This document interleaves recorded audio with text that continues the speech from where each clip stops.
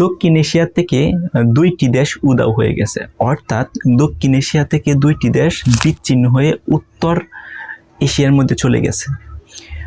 ওই যে দুইটা কান্ট্রি সেটা হচ্ছে পাকিস্তান এবং হচ্ছে আফগানিস্তান। সো আপনারা জানেন পাকিস্তান এবং আফগানিস্তান দুটোই কিন্তু মুসলিম কান্ট্রি, এবং দক্ষিণ এশিয়ার অর্থনৈতিক ডেভেলপ হওয়ার জন্য দুইটা দেশ আছে, পাকিস্তান এবং আফগানিস্তান, দুইটা দেশে কিন্তু গুরুত্বপূর্ণ ভূমিকা পালন করে।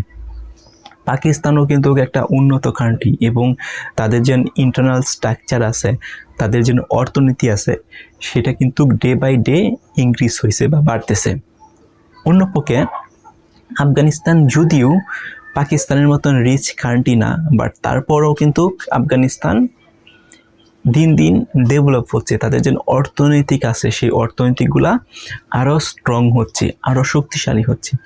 এমন অবস্থায় এসে বিশ্বব্যাংক পরিকল্পনা করছে এবং বিশ্বব্যাংক সিদ্ধান্ত নিছে যে এই যে দুইটা দেশ আছে দক্ষিণ এশিয়ার সাথে ইনভলভ, পাকিস্তান আফগানিস্তান, তাদেরকে সরিয়ে দিতে হবে।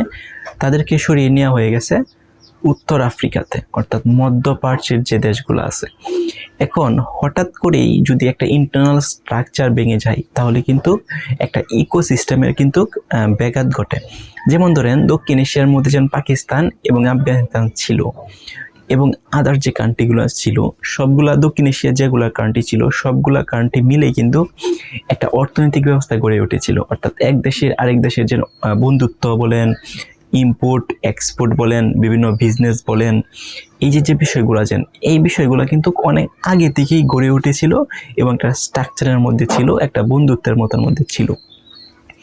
এখন হঠাৎ করেই যেহেতু পাকিস্তান এবং আফগানিস্তান অন্য এশিয়ার মধ্যে চলে গেছে, তাহলে এই যে অন্য এশিয়ায় চলে গেছে, এক্ষেত্রে কিন্তু একটা বড় ধরনের ইম্প্যাক্ট পড়বে দক্ষিণ এশিয়ার উপরে। কারণ এই যে দুইটা কান্ট্রি ছিল পাকিস্তান আফগানিস্তান, তাদের যেন একটা অর্থনৈতিক দুই দেশের মিলিয়ে হয়তো পাকিস্তানের অর্থনৈতিক একটু বেশি ডেভেলপ এবং আফগানিস্তানের অর্থনীতি একটু কম ডেভেলপ, বাট দুইটা দেশের ডেভেলপ বা অর্থনীতি নিয়ে যদি আমরা চিন্তা করে দেখি, তাহলে দুইটা যোগ করলে কিন্তু একটা হিউজ অফ অ্যামাউন্ট হয়।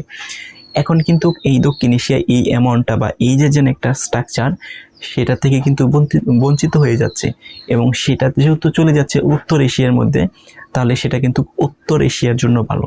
কারণ উত্তর এশিয়ার যে অর্থনৈতিক আছে, সেখানে যেহেতু দক্ষিণ এশিয়া থেকে এই পাকিস্তান এবং আফগানিস্তান বিদায় নিয়ে উত্তর এশিয়ায় চলে যাচ্ছে, তাহলে উত্তর এশিয়ার মধ্যে কিন্তু আরও দুইটা কান্ট্রি পাচ্ছে, অর্থাৎ পাকিস্তান এবং হচ্ছে আফগানিস্তান, এবং তাদের যে অ্যাক্টিভিটিস থাকবো, তাদের যে বিজনেস থাকবো, তাদের যে ইম্পোর্ট এক্সপোর্টের বিজনেসগুলো হবে, সেই যে অর্থনৈতিক একটা বিষয় থাকে, সেটা কিন্তু উত্তর এশিয়ায় চলে যাচ্ছে। তার মানে দক্ষিণ এশিয়ার কিন্তু সেখানে লসিংয়ের মুখে পড়ছে।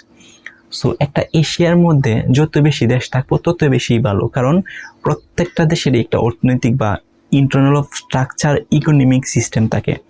সেই সিস্টেমটা কিন্তু ওই দেশের জন্য যেরকম গুরুত্বপূর্ণ, পাশাপাশি এশিয়ার মধ্যে যে দেশগুলো থাকবো সেই দেশগুলোর জন্য কিন্তু অনেক গুরুত্বপূর্ণ ভূমিকা পালন করে। সো এখন এই যে দক্ষিণ এশিয়া যে আছে, দক্ষিণ এশিয়ায় কিন্তু এটা ব্যাড ইফেক্ট পড়বো, কিন্তু অন্যদিকে উত্তর এশিয়ায় কিন্তু এটা উত্তর এশিয়ার জন্য কিন্তু এটা ভালো বিষয়। এখন দক্ষিণ এশিয়া থেকে যেন আফগানিস্তান এবং পাকিস্তানকে আলাদা করে দেওয়া হয়েছে, এখন দক্ষিণ এশিয়াতে আরও দুইটাকে কান্ট্রিকে ইনভলভ করা হয়, তাহলে হয়তো একটা ব্যালেন্স তৈরি হবে।